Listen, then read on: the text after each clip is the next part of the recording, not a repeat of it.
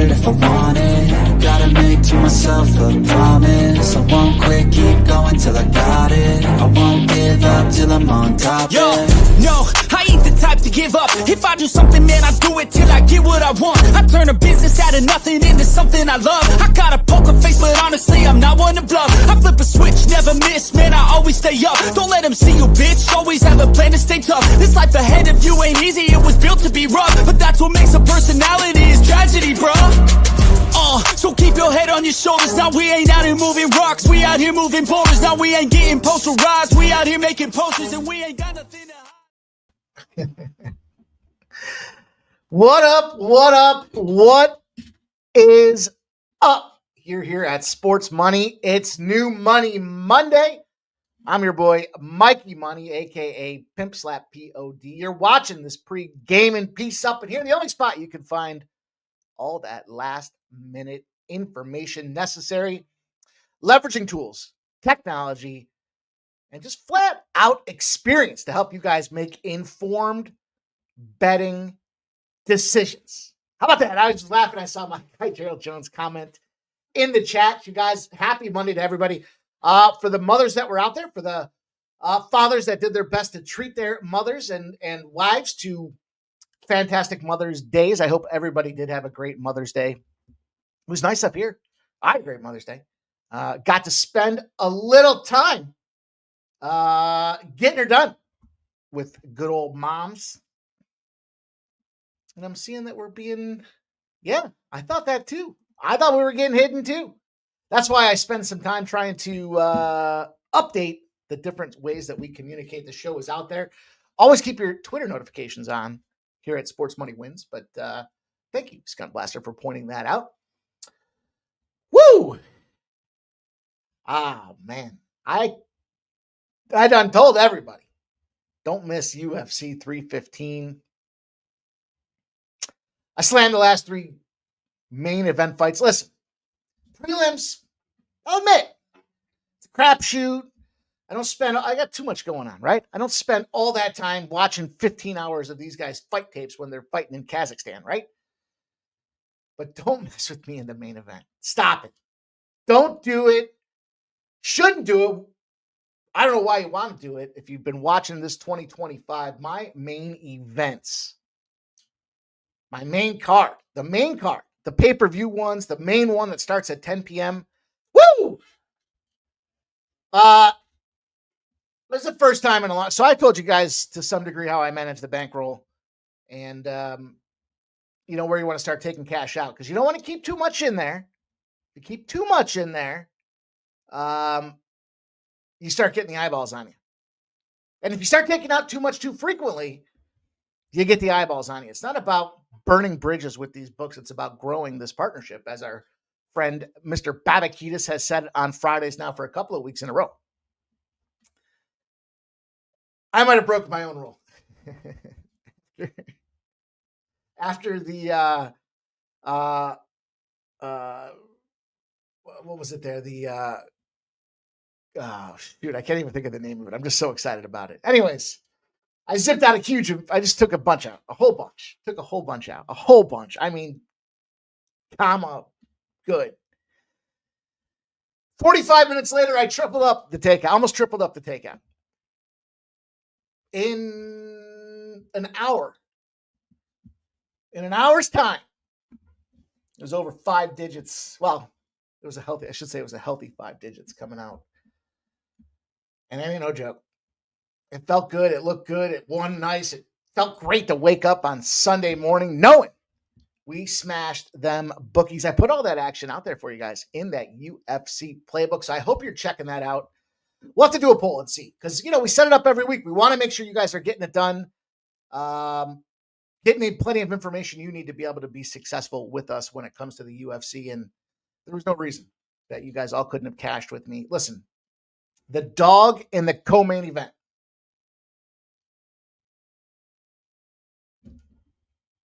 That's it. It's a cat. I even said it to Andrew on Friday. He just messaged me on Saturday. How about 7-year age difference? Now, I went on live on another stream with some of the boys, and they were, first of all, the take was just incorrect. talking about the lack of cardio from JDM. But 7-year age difference. The younger fighter is winning at a 70% clip. There's 2. Dog in the co-main event, younger fighter by 7 or more years. And that's exactly, and I was saying it the entire stream, I kept saying, we're going to get and still with Shevchenko, and we're going to get and new with JDM. So whether you were there early, middle, tuned in late, I was dialed in on it. Unbelievable. It was a ton of fun. Now, on top of that, caught some decent plays. Friday, had a decent day on Friday. I mean, it feels like forever ago, given the way things went down here. But not to brag, just to let you guys know that, listen, maybe it is a little bragging. Maybe I am bragging a little bit. Maybe. I know that nobody, absolutely nobody, puts the time, the effort, and uses the tools, the technology that we have available to us here, and the experience. It's not our first time seeing these UFC fights. We're not just parlaying favorites together, telling you, go ahead. This is a bomb shot. And I get passionate about it because I know the work that these boys put in. I know the work that I put in, especially when it comes to that main card. Especially my work is more Friday to Saturday after the scales. Now it's hard because, First Strike wasn't our finest hour. But it was still a lot of fun. Still a ton of fun. As I mentioned Friday, some things went well. Some things didn't go so great. Look, Toronto plus 200. They lost in overtime. Would I have played it again? Yeah. Had I known it was losing, would I play it again? No. But it was the right play. You're not a 2-1 favorite. Now, we'll see what that series does as they go back to Toronto, because it's now tied at 2, which is typical Toronto. This is that round where they may or may not struggle. Additionally, we easily cashed the under 6 in the Dallas-Winnipeg game. The sharp respected action had come in on Winnipeg's under. It was a final score of 4-0. And when a team gets shut out, what do? Surprise. Dallas won yesterday. Surprise. I've been coaching you guys on that the entire playoffs. We got about, I think, 6.5 more days or 7 more days until the rest of YouTube catches on to it. So stay tuned. Listen, the NBA is what it is. We won one, we lost one. Still struggling to get some footing down there. Under 231.5 was sweaty. We got the hook, but we cashed it in the Pacers-Cleveland game. And then we lost to 5.5. Denver swatted them OKC Nuggets. And then yesterday's game. So if you're going out to a restaurant yesterday for Mother's Day, you were with me. You're sitting at the bar, waiting, and you're hearing everybody bitch. Oh, where's my table? Why is my table not ready? We had a reservation an hour ago. I asked them to put the hockey game on. They left me with OKC in Denver, and I had OKC minus, 6, I think? Something like 6. And they were smacking them in the first half. Second half rolls around. They go down. They're down like 8 points. Now, after sitting there, I wanted to watch hockey. I'm forced to watch basketball. Finally, our table's ready. Now, OKC's down, I think it was like 6 or 8 points. I'm thinking, fuck. I just lost that bet. Now my table's ready. Then I go get stuffed in a corner. 30 minutes goes by before anybody even acknowledged we were sitting there. That's a tough space on Mother's Day with a long wait. I look down on my phone. I see that I get the notification OKC won. I'm like, whoa, they came back. They won by 5. Did not cover the spread. That was tough. That's a tough series, man. These playoffs have been difficult. Now, the Major League Baseball is continuing to move in the right direction for us. St. Louis Cardinals win. The Brewers lose.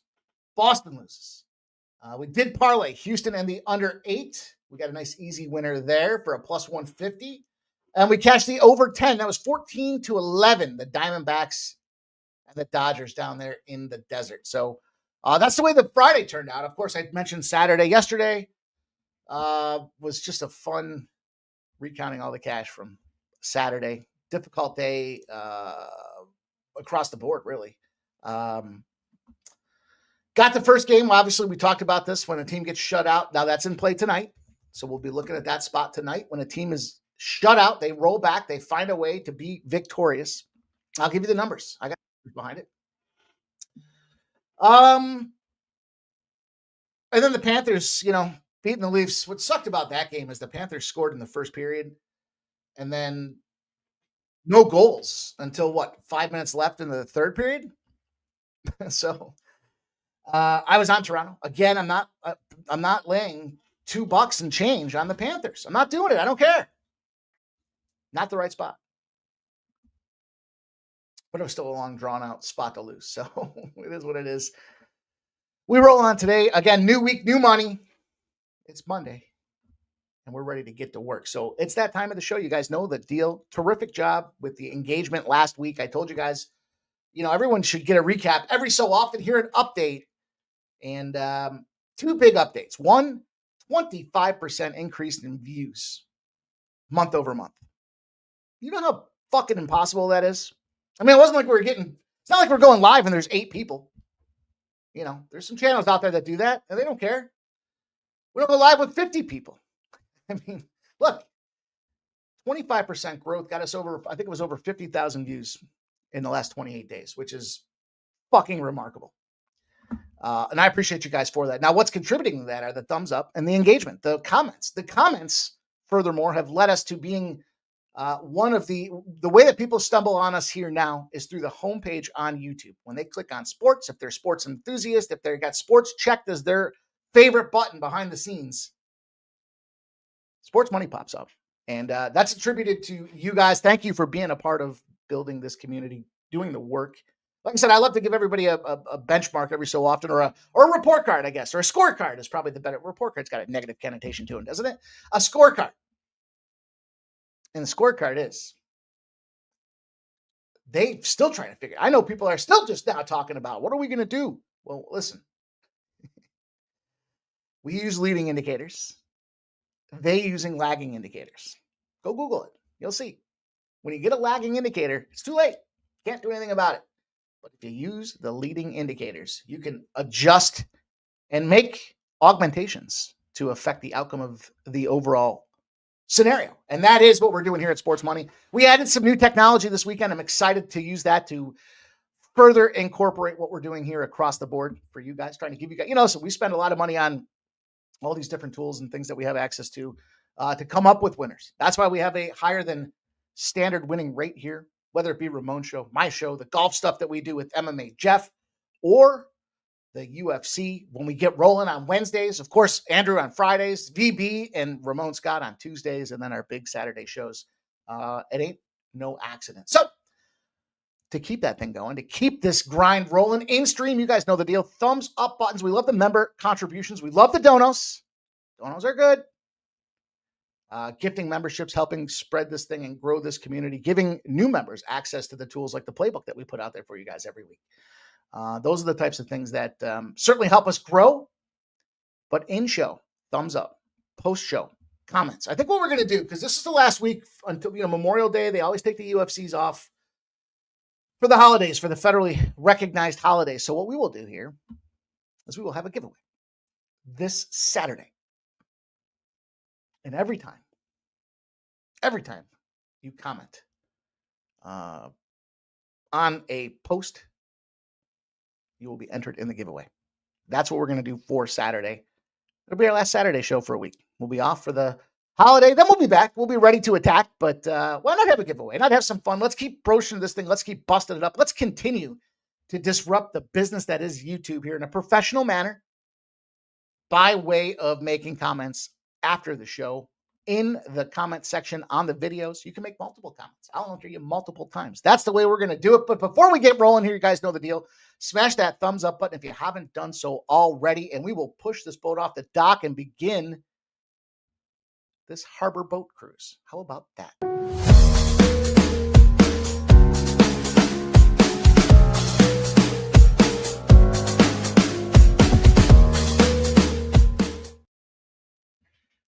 I'll tell you what, I was fired up.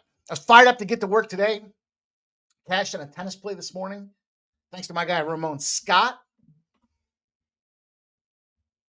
That's the only action I've had so far. So time to get moving here. We've got 7:30 is when the first NBA game will tip off. 7 p.m. is when the first puck will drop in the NHL. We've got MLB action that's going to pop off here at 6:40. I guess I should have turned that question mark into an exclamation point. 6:45. Let me talk globally about a couple of these things first and foremost. I think the Guardians beat the Brewers tonight. I think it goes under. 6 o'clock. We're not going to rush in. We don't do that anymore. We don't play rain delays if we can help it. Need everybody's help to recognize if there are rain delays because we're canceling those bets going forward. No more. Double headers. No more. No more double headers if we can help it. If we can help it. Things we can't help are if they're playing early in the day and then they have a 7 p.m. Sunday night baseball spot and it's a double header and it's the only game on. Probably going to take some sort of action. But those are the two things we want to look out for here. And as we roll, the Red Sox and the Tigers. Sharp respective betting did come in early on the Red Sox. I think that's the wrong play. You're getting Job, not Job on the road, Job at home. He's 2-0. He does have a 4.8, but you got Tanner Houck on the other side of things. The guy's fighting for the BOS of the Year award.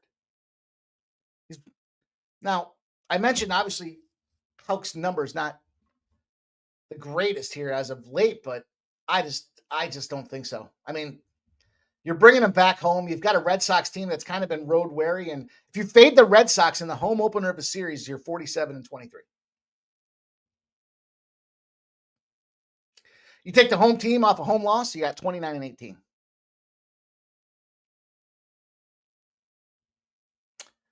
Unders for the Tigers against the AL East reign supreme, 125-75. That's what led me to believing in the history, in the annals of history when it comes to this Detroit Tigers team. When they play the AL East, they like to go under. And if they're going under, that means Joe is having himself a day. I think the wrong team's favored. That being said, I don't have a plan for you guys. Just giving you my 2 cents, giving you a little bit of my thought process around how these games are going to pop. I got two plays in this Cardinals-Phillies game. One straight, one parlay, both plus money. And we have a big opener on this Phillies team. Isn't it a surprise? Shout out to my guy Sharpie. He did post out there today. We talked about this. You can have your fucking Otanis and you can have your Aaron Judges. Although, Jesus, with the number of RBIs Aaron Judges had, I was looking at him today in that Seattle game because I saw the boys like the over. I get it.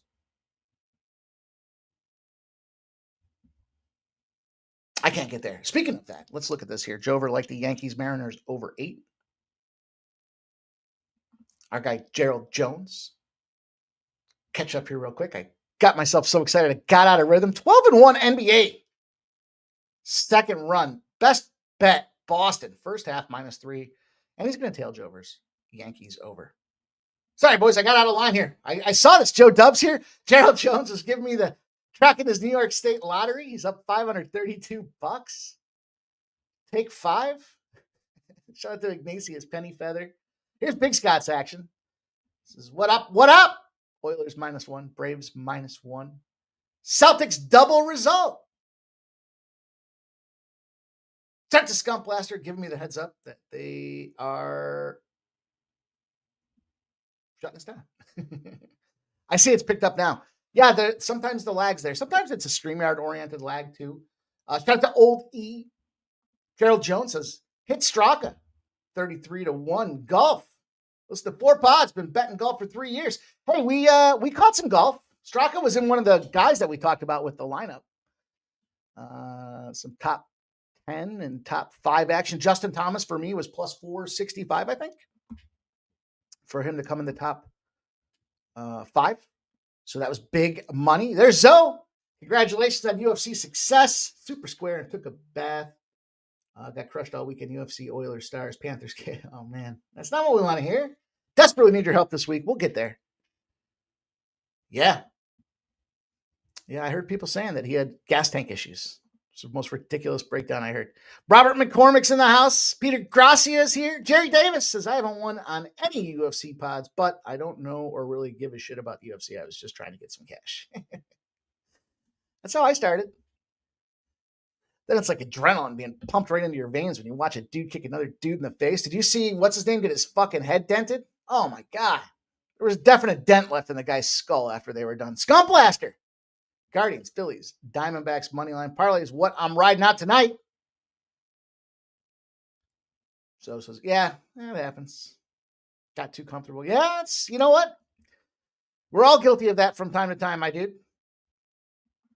Says Nuggets +6 was wild yesterday. Shout out to Chris Comantini. It's just like a coward. I cashed on my day. Oh, man. As soon as they got the lead. It's probably not a terrible cash out, though. Shout out to Redbeards here. David Wall says, what's up, everybody? J Main, Vila Coots. Likes the Cardinals Phillies over 8.5. Redbeard says Edmonton should be an easy cash. Zoe says, praying you're right, Redbeard. Oh, boy. We'll talk about that one. Shout out to Andrew G. Says sports money. Andy likes the Oilers. Timberwolves so far. Awesome card for a Monday. I thought it was a nice looking card today, too. Ooh, Jerry says Atlanta's supposed to have weather issues, huh? Jerry Davis likes the Tigers. So many bounce back spots on the board. I agree. Shout out to Matthew Green. Says you can get over 5.5 now at +115 in Carolina, Washington. Is every game going to go under 7 or under? Under question mark. J Man says, minus 400 plus Joe plus 400 money. What? Who's going to go with Detroit? Shout out to Ricky Levine. My bad beat of the year. Live bet 3-3 tie in regulation in the second period. Oh no. Shout out to Dana Dell. J Main's going to try KC Nerfy. J Main says Knicks Boston first quarter under may be a look. Tatum Brunson high only goes to 10 plus on DraftKings. Very fishy. Shout out to Peter Grassi, always listening, even though he's traveling. Tom Apps. That's Locksmith. I won a little money Friday and with your over-under on Major League Baseball. Let's go. 6:45, 20 minutes till the first pitch in the Cardinals and Phillies game. As I mentioned, this line opened up a big favorite at -189. It's moved down to -175. $1.75 up. 81% of the bets and 75% of the cash on the Fighting Phils. It's come down a little bit. It's correlated because there has been slight movement. +159 to +155 on the Cardinals side of things here. The 8's gone to 8.5. So there is money coming in on the over with 80% of the bets and 78% of the cash. In fact, on this over, it has moved to half a run. Libertor, 3.07 ERA. Chris Sanchez, 2.89 ERA. Working on some, I'm going to be out of town next weekend, but I'm working on some graphic refresh stuff too. So it's work in progress. We're going to update this stuff here as we transition to the baseball season with more player data for you guys to consume visually as we talk about these games. But the biggest thing to talk about right now is that streak. And I was mentioning our guy Sharpie talking about Schwarber. Mentioned it in his post today. We talked about this guy 2 weeks ago. I said, you can have Ohtani. You can have Judge. I'm taking Schwarber. Not just because he's a Philly, but the guy's a fucking monster. I think the record was he had 150 home runs before he became a Philly. He's been a Philly for 2 seasons or so, 3 seasons, and he's got 150 home runs again. Guy's killing it. And he's aging like a fine wine, this guy. The Phillies did bust up Cleveland 2-1 in that series. They kicked the snot out of Tampa Bay. They're returning home. Multiple road series. Now, I'm going to laugh because I'll say it again. They lost 6-0 to Cleveland. What happens when a team gets shut out? They fire back 7-1. Cleveland lost again 3-0 yesterday. Part of the reason why I kind of like what's going on with Cleveland today. You get shut out, you fire back. The Cardinals have been firing too. No doubt about it. They did shut out Washington 10-0. It is Washington. They follow that up with a 4-2 and a 6-1 win. This will be their second straight road series. And I still go back to this, and I'll stand on it. The fading of the Cardinals in the first game of a series, especially against NL teams, has been daddy's little moneymaker. For whatever reason, and I think you know what the big reason is? And we'll talk about and validate this with some of these pitchers in a minute. I talked about this the other day. It's your 1 versus your 1. If your 1 to start a series off is really a 2 and you're matching against another team's ace, you're in trouble right off the gate. Maybe when you get to 3s and 4s, then you have a fighting chance, right? But if the ace is just that much more down. Now let's talk about what that means here. Matt Liberatore picks up a win his last time out. He's 1-8 to follow it up. Is that an ace? No. An ace goes 3, 4, 5 straight wins in a row. Not one and done, one and done, one and done. He's 1-8. So you're putting that guy, your ace, against Chris Sanchez. What has Chris Sanchez done against NL opponents? Well, he's 16-0. And his margin is 2.4. For him to get the win, that means he's shutting him down, dragging him across the fucking dirt. And then it's getting enough of a lead that the team cruises to victory even if the bullpen goes in. 16 straight times against the NL East. And for that reason, I'm double dipping this game. First, I'm taking Sanchez to win at plus 130. Good money. And then you'll see on this card here, we got a parlay. The parlay is, now I respect people that want to take Philadelphia -1. No disrespect whatsoever. I think that's a fair look. That's a fine look. In fact, let me just look and see what that price tag is right now. Right meow. Bear with me. Get an updated number here. Phillies -1. It's sitting at -134. Okay. It's not disgusting. And again, I mentioned the plus 130 to catch the win. And that's been a pretty firm number. So liking what I'm seeing with those two spots here. The transition spot. The added piece to the parlay, I'm adding the San Diego Padres to the Philadelphia Phillies. No -1s. So Sanchez to get the win at plus 130. Then I'm coupling Philly and San Diego. And if the other team starters off a loss and they're playing the Padres, they're getting busted up. 14-5, the Padres. And of course, we saw they put up 1,000 runs this past weekend. Team seeing the ball well. Now there's a lot of unders in that spot. When the starter on the other team lost its last game and they're playing San Diego, the under is 15-4 in the 19 times that it's happened. The Michael King effect is in play. Big favorites, he comes through. 10-0 in those spots out there as well. Another small parlay I put out there was Sanchez to win and Michael King to win. Michael King to get the win was like plus 110. But here officially on the show, it's about a plus 135 for the San Diego Padres and the Philadelphia Phillies. No -1s necessary. These two guys should get the wins. I thought putting them together made a lot of sense. Maybe it's a little square. But when you're giving me such compelling numbers and 16-0s and 10-0s with your starters, both bullpens are okay, and you see the bats are fucking firing on both these two teams, then yeah, I'm going to fire away on that. That's the way I'm going to start my card off here. There's a double dipper in this Phillies game, more or less. You'll see, though, the Cardinals are battling. But it's also the first game of a series. We'll see what happens. I don't like that numbers come down just a smidge, but I think it's probably come down really in regards to starting to see the Cardinals pick up a couple wins here. I think that's probably more of it than anything else because the lineup didn't look like it was out of skew for me. The lineup looked like it was in the realm. Let's see. Che Main in the house says, "Damn, Mike, that's a hell of a cap." Thanks, dude. I hope you're not breaking my balls. I thought that made sense. Those two made sense to me. And that's the way I like to attack it, especially when, that's where you got to look at baseball season. Look for these pitching changes. When you see that the 1 moves down to 2, well, they're probably fucked that game. But the next game and then the rest of that series, they probably have a bit of a decided advantage. So what's up, Siggy Balls? In the house. Coins here. Phillies, Hurricanes, parlay. Jerry Davis says, fade traveling teams on Sunday Night Baseball. Auto bet. Yeah. Maybe that's a little bit of why the number's moving. I don't know. I like the spot. I like the opportunity. I like this next game too. I think there's a really good opportunity here with the Nationals taking on the Atlanta Braves in Hotlanta. We've got Johnny Holmes out there for Atlanta, 2-3 with a 4.58 ERA. He's battling on Irvin with a 2-1, 3.94 ERA. Interesting, to say the least. What's up, Markel? Shout out to Lamont Williams.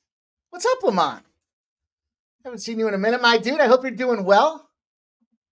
It's good to see you rolling through these parts. We miss you. The Nationals and Braves. Before I even get there, let me just kind of talk about this Pirates again real quick. Skeens Day. Everyone loves the Skeens spot here. Just if you haven't heard about it today, this is the biggest dog spot that Skeens will have as a start in his career. Plus 140 now. He's, I believe, 3-5 to the over in his K props on the season now. He wins one, he loses two. He did lose two. This number's down to a 6.5. I still think it's an under. I saw some friends of mine talking about the Peterson-Skeens matchup, and yeah, he's got a 2.77 ERA with a 3.05 ERA on the Peterson side of things, but I don't care, man. Talk about teams in the first game of a series. The Mets are 13-0. Coach got fired, of course, recently. Not the last game. That's Colorado Rockies coach just got fired last night. That's the problem. I saw someone said, that's like cutting off your leg because you got a headache, getting rid of the Colorado Rockies coach. But Skeens did make some comments post the relief of the coach out there, the general manager, saying, we got to turn it around or it's all for naught. And so this is his first time to really answer that call since making those comments out there. And yeah, he's got to turn it around too. Now their bullpen stinks. So when I was talking to one of my friends earlier today, he was all about this Pirates first five. He was like, dude, don't take the plus. Just take them on the money line. You're getting a good return. I just couldn't do it. If anything, I would take Skeens under 6.5 or Skeens to record the loss. That's my feeling there. But maybe someone would say I'm a hater. I don't know. Not really. I've played on Skeens. I mean, he's winning at life. Shout out to Livy Dunn. The Nationals and the Braves are a game I want to get involved with. 7:15 p.m. This game has had some pretty wild movement. You have 82% of the bets and 85% of the cash on the Braves. So big cash coming in, 16,000 tickets recorded, and it's moved almost 30 cents. It's correlated on the national side of things. Nobody wants the Nats in this spot.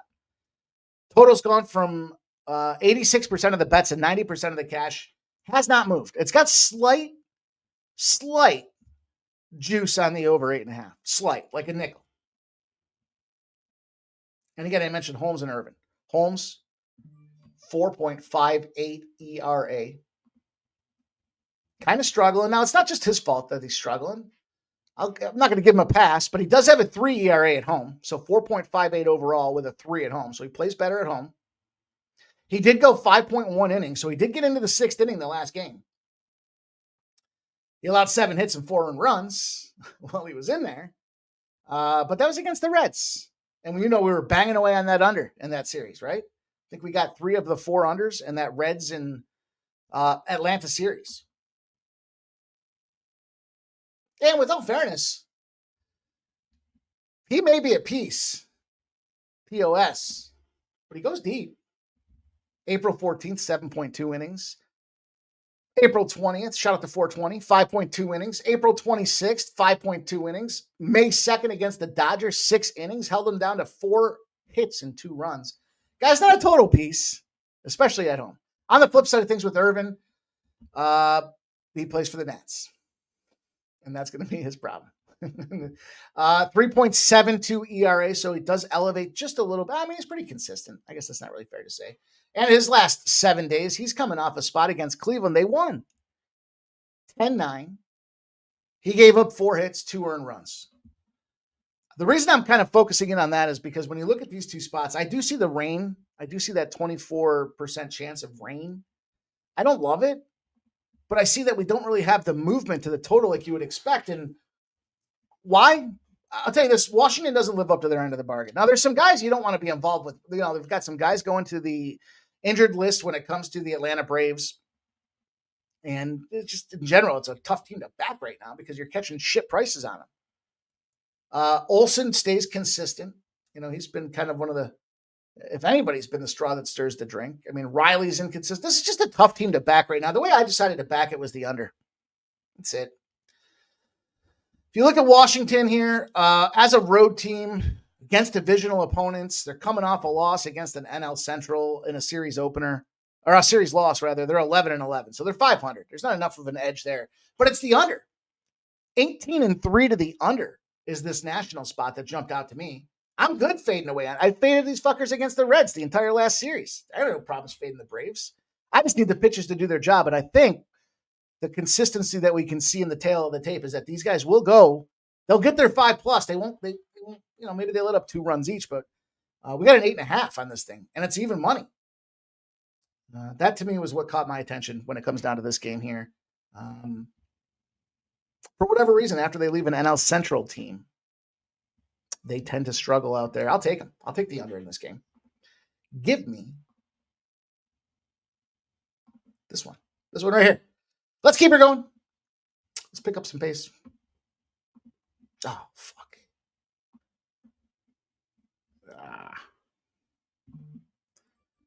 I don't know what I did, man. I was in a fog yesterday. I was in just euphoria from literally monster Saturday win because I forgot how to turn the damn stream on today.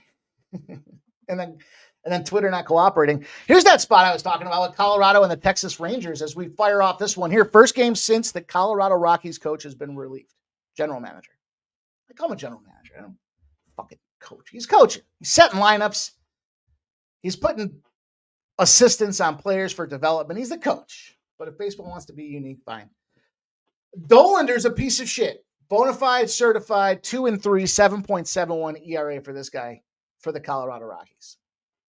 Molly, 3-1. Mowing him down, 1.48. You got to look at Dolan. Now, you got this Rockies team. They stink. They did catch a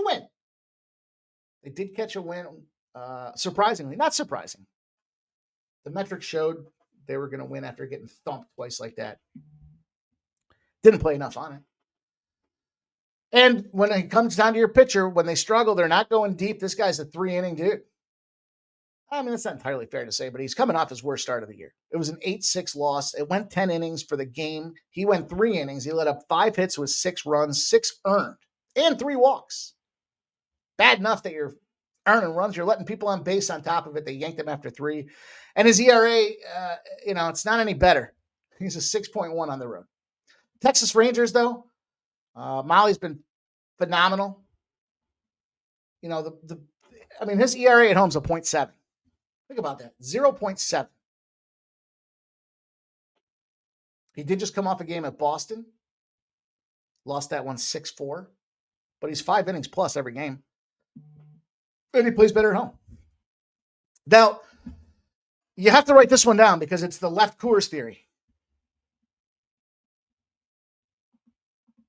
That's what it comes down to. When you look at these teams and you see recent performances and you see kind of where their situation was, back-to-back series, what happens is it's altitude. So whether you're drinking cocktails or you're hitting baseballs, the altitude affects your ability to do each of them in a traditional manner.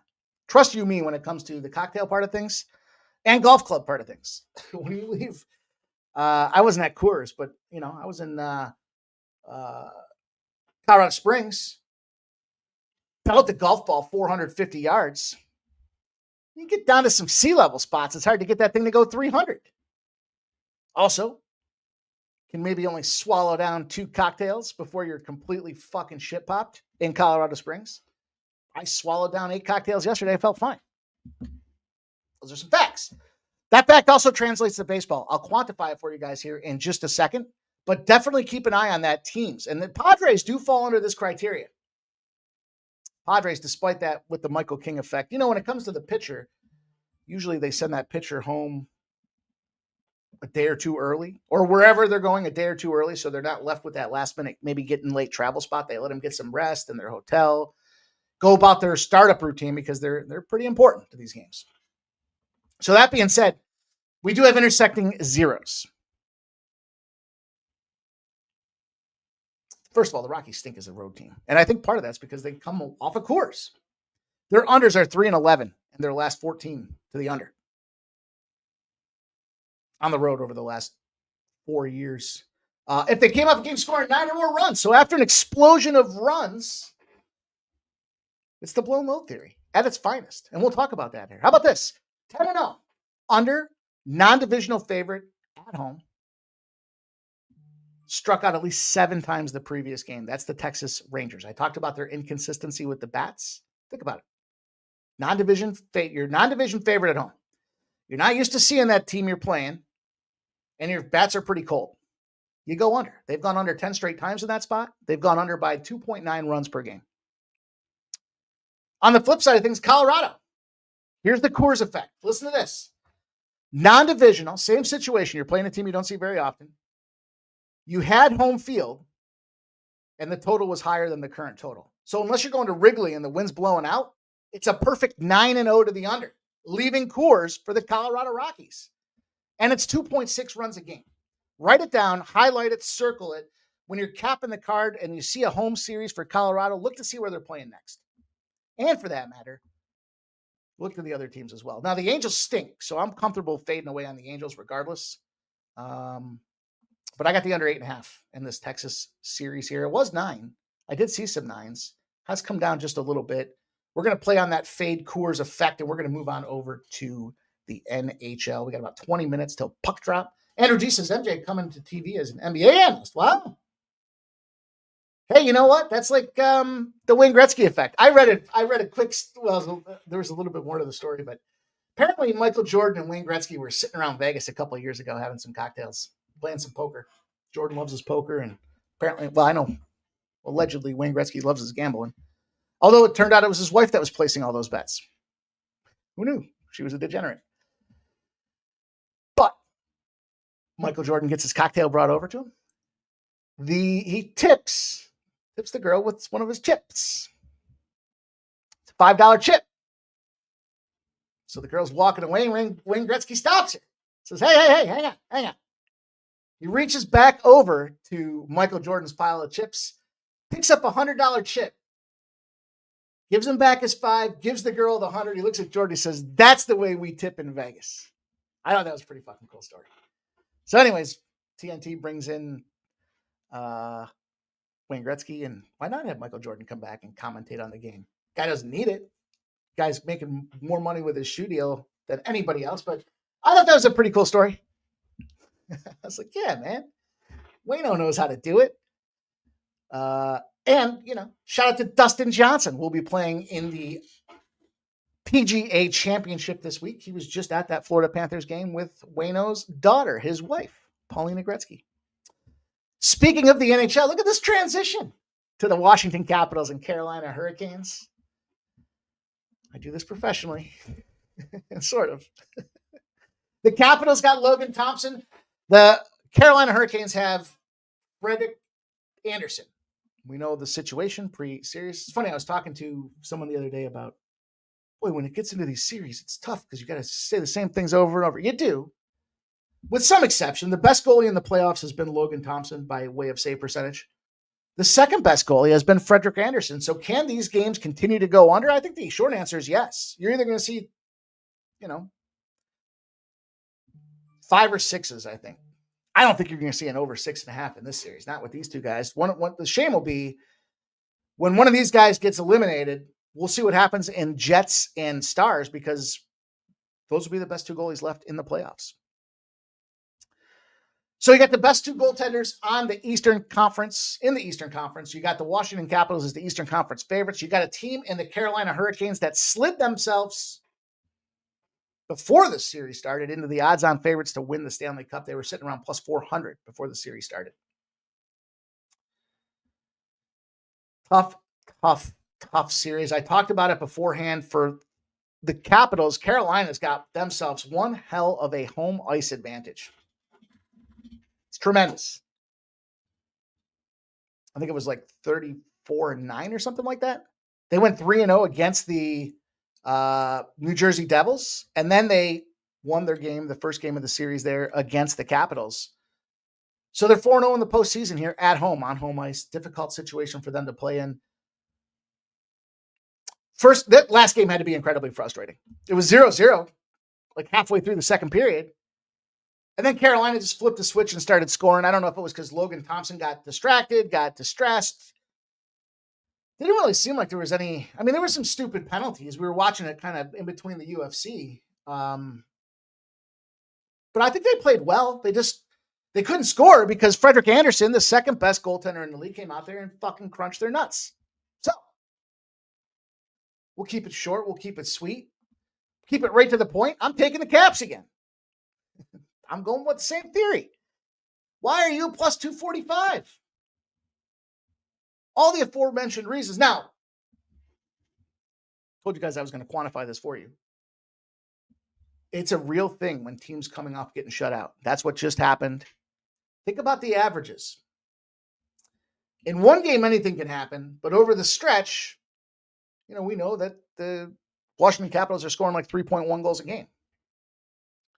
Well, for them, if they got a 0 last game, for them to get 3.1 average means they need to score 6.2 this game. That's the way averages work. That's math, everybody. Teams coming off of a shutout, as long as they had anything but 2 days rest, are 24-2.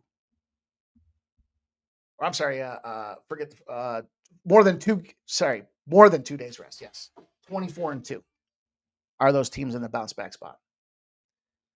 It's almost it's a 25-1 if they lost by 4 goals or less. And it's an opportunity here for the Washington Capitals with that team off a shutout. There's a whole bunch of them. There's a whole bunch of team off a shutout spots here. Let me see if I can just fire off a couple quick ones for you guys, as if you needed more reason to bet it. What are you going to do? Lay minus 265? You're going to lay 1.5? You're going to hope that the Capitals are down and this game doesn't go to overtime? This game's got fucking overtime written all over it. Playoff game after a shutout loss, 50-22. Playoff Eastern Conference shutout revenge spot, 29-9. Team who got shut out versus a winning team, 280 and 233 over a monster sample.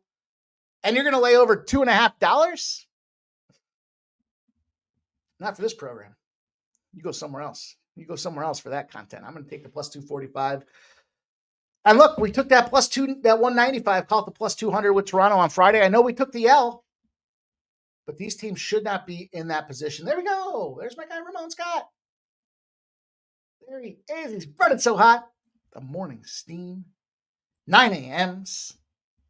Back and rolling. Big show tomorrow with VB doing the last UFC show. UFC Vegas in the Apex. Vegas 106 before the week off.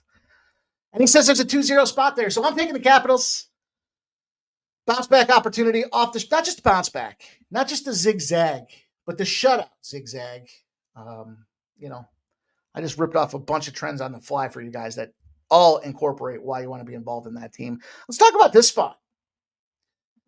If you didn't watch that last game, probably heartbreaking for Edmonton. I don't know about heartbreaking. They're up 2-1 in the series. It was stupid is probably what it was.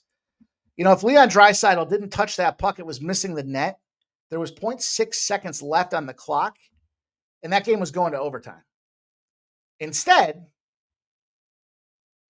he got a little handsy. It was unnecessarily handsy. And the big talk of that game was Stuart Skinner coming in the net because of the injury and illness effect on the Pickard side of things. So is it a lucky break for Vegas? Well, yeah. Riley Smith shot the puck towards the net, and sometimes the lucky bounce factor is a real thing. They were getting busted up at home. So they roll on. They roll back in for this now 2-1 in the series. Maybe a new lease on life. Road teams that won in the Pacific Division against the Pacific Division do it again. You got a 6.5 total. You're playing the Pacific Division as a Pacific Division team. And you won on the road. You're 12-3. 10-5 on the puck line on top of that. I like Vegas in this spot. I've liked Vegas. I'm trying not to be biased because I just don't want to see Edmonton win. I posed the question. I said this on Friday. Does Connor McDavid win the cup with Edmonton or anybody else? And I was leaning anybody else. Now Edmonton made the cup finals last year. Everybody proceeded to jump on them to win the Stanley Cup. And so we already talked about that. Obviously, I want my prognostication to be accurate. Problem I see is that this, and I said this the other day, this Vegas team, if you look pound for pound, Vegas is the heaviest team left in the Stanley Cup playoffs. I mean, it's not a wide margin, but they've looked slow at times. And even guys like Jack Eichel got, I was going to say put on skates. He's already wearing skates. He got put on his ass when Connor McDavid passed it over to Draisaitl to win in game number 2. But it has been a tight series. The under's the spot in the way that I'm going to take advantage of this game here. It's 1-14, Pacific on Pacific with a 6.5. 1-14 to the under in those spots out there. Everybody likes that first period over. Didn't cash the last time. I have to start doing some real capping. And I know the expectation is we're going to see a bunch of goals. I just see history. These teams play each other a lot. That's why the familiarity is there. And that's why we see 6.5. So you get 6.5 at plus 120 right now. Good for me. I'll take it. I will take the 6.5. And I will hope that these goaltenders can figure out where they are in life because, I don't get excited when I see Skinner, but Aiden Hill's been playing well. I mean, he hasn't been terrible. My only fear, if I could say what the fear is here, Skinner played great, and he was their starter. I know Ramon and I talked about this with Jeff on Saturday. He was the starter, but he played like shit down the stretch, so they went to Pickard. This is what happens in the NHL playoffs. You have 2 goalies, you flip one out when he starts getting cold, you pop the next one in, and if he gets hot, you go on a run. So that's the NHL in a nutshell when it comes to the postseason. But when you're down to a guy without your backup, so they're bringing up, a backup here, a third stringer, if you will, an AHL goaltender. If you get shelled early, you either keep that guy in and he continues to get busted up, or you go back to a guy that's just young and inexperienced. And that becomes problematic for an under. But I like the 6.5. I think the plus 120 is a fair price tag. Sharp respected betting action came through on this game this afternoon. The report indicated the Sharps were firing on the Edmonton under 6.5 as well. Maybe it's the price tag. They also were taking the Carolina Hurricanes. You're not going to find me taking it minus 275. I don't care how much you think there's EV. There's no EV in a minus 300. That's it. Sorry, I'm not sorry. Okay. Vegas outplayed Edmonton besides Skinner, says Jerry Davis. I agree. Jerry Davis says, yeah, man, I get it. They are a great team at home. There's no doubt about it. Fuck. That's not what you want to see in the Cleveland spot. Ramon says starter Ben Lively. He's left the game during his warm-up. See, I'm catching you guys for the updates here in the spot. Let's go to the NBA real quick, and we'll put a bow on the show and get everybody on their way for this Monday. I got a couple things to do outside before the sun goes down. Before the sun goes down.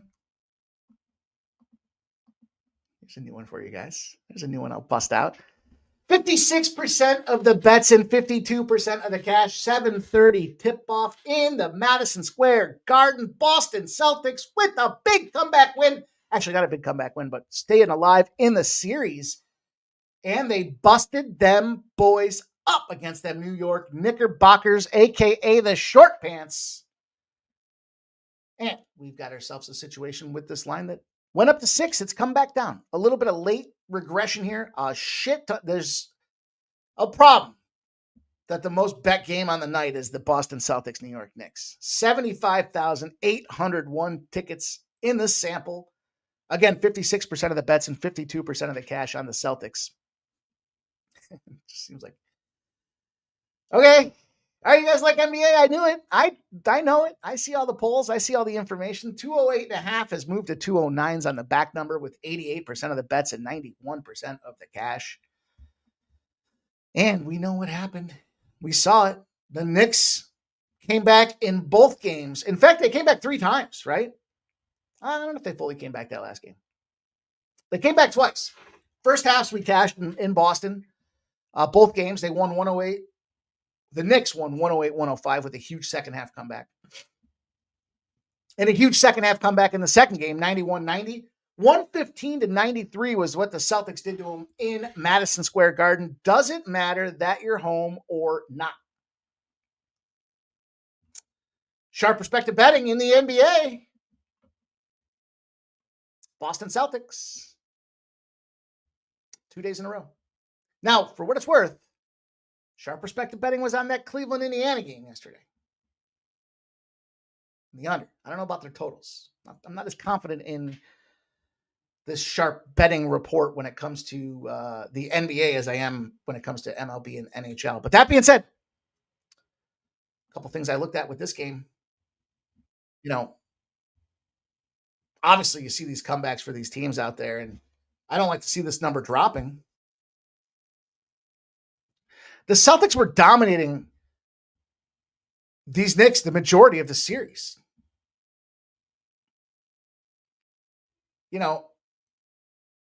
20-point lead going into the fourth quarter, 99-79 in the fourth quarter, this last game for the Celtics. I don't know if they figured it out. Here's what I think happened. I told you guys this. They made a radical shift in the game plan. And you can go look at the numbers. They'll show you this. Against the Magic, you don't shoot threes. The Magic are the best team in the NBA postseason at defending and just getting in your face when it comes to your threes. So they flipped the switch. Well, now you're telling a team that wasn't shooting threes to go get hot from the three. And what they did is they did not get hot from the three. They set an NBA record in game number 1, round number 2, with the most misses from the three. In game 2, it was much of the same. They got hot early, and they couldn't sustain it because the Knicks were shooting the fucking lights out. Get your raincoats on because everyone's getting wet. Splash, baby. 3-point galore.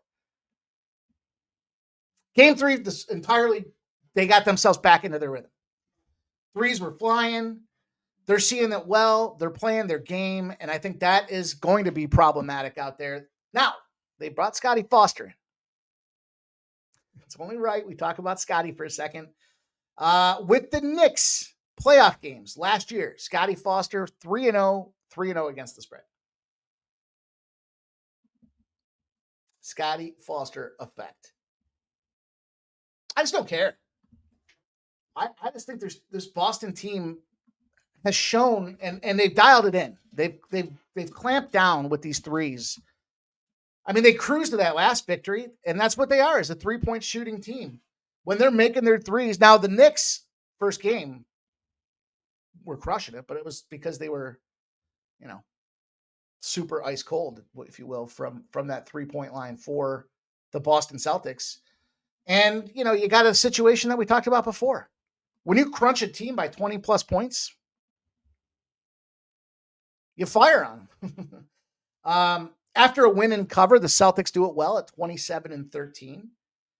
There's that 20 plus point win in the NBA playoffs. You're 51-17 the next game against the team. And the rematch factor does not work well. The rematch is not a revenge because when you're in the situation playing the same team over a longer period of time, you're 91-47. All things considered, you're the road favorite. You're opening this number up wider than you did the last game. It's because they're telling you the Knicks are going to put the Celtics are going to put that belt to ass. Now, maybe the Sharps came through and saw that 6 and said, all right, I'll take the +6. I mean, it was up to 6.5 the other day, I guess. So, to me, I'm going to lay it. I'm going to play it. I'm going to lay it. I got the -6. I'm not scared. They bust this team up. I think they've already shown they can bust them up as long as they play their game. I think the Knicks may be a little bit softer. I thought about the first half. But that's ultimately the way I decided to play the second game. To me, when it came down to it here, I'll lay the 6 with the Celtics. We've seen with a lot of these playoff games, though, boy, I should say the corrections here. They win the first half. Doesn't necessarily mean they're winning the game. And that could be a little bit of an issue. That's why I want to get in and out of this game. When I'm looking at this NBA side of things here with the Minnesota Timberwolves, it opened at 6. It's gone down to 5. There has been some reverse line movement, but, bigger cash is coming in. You've got 43% of the bets and 52% of the cash on the Timberwolves. Why does it come down?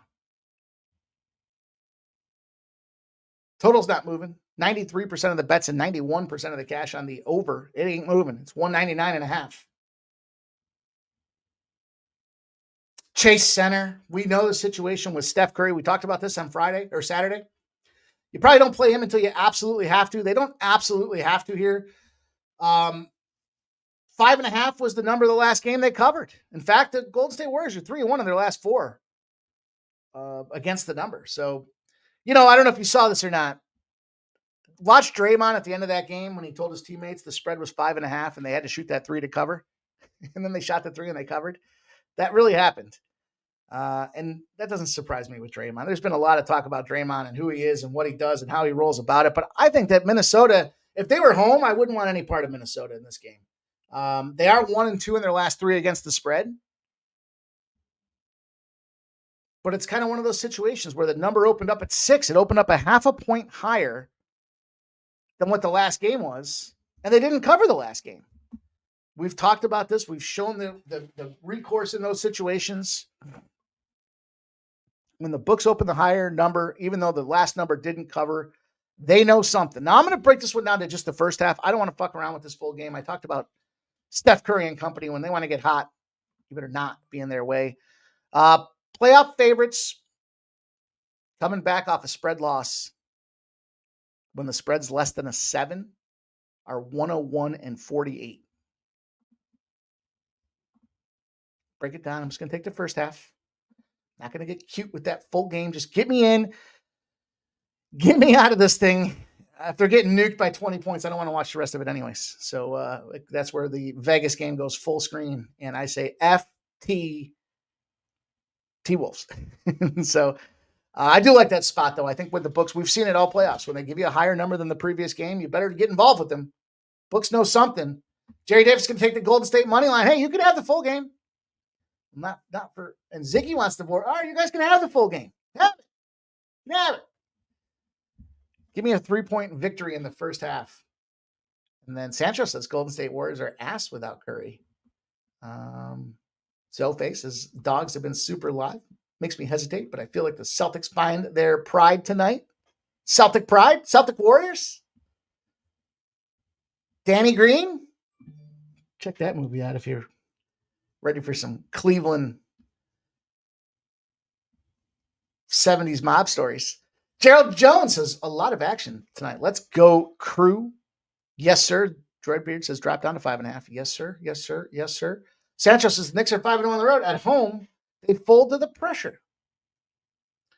Royce A. Miller in the house. Rose Miller. Excuse me. Boston Knicks under full game. Rob Freebands. Again, another blowout from start to finish.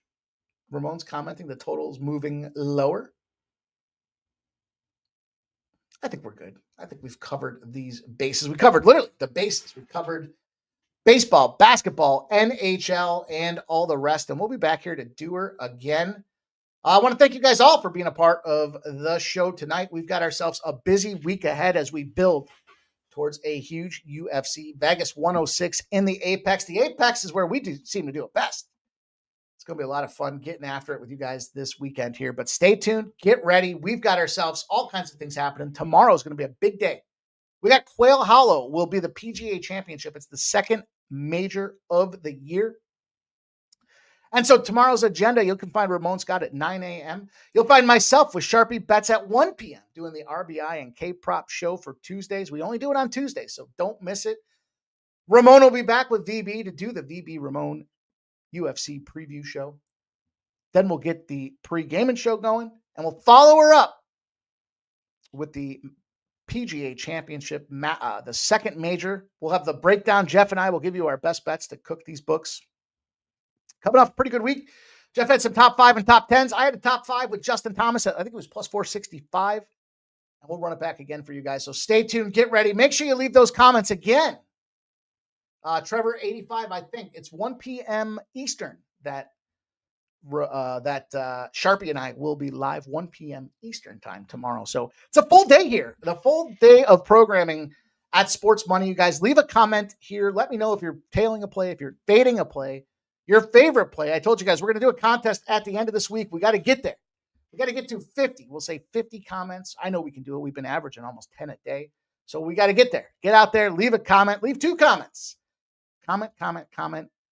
Like I said, you like a play, you don't like a play. You have your own play. Let's hear it. Let's see it. And and we'll see you guys again tomorrow on behalf of the Sports Money Network. Have a great night. Good luck with your bets. Get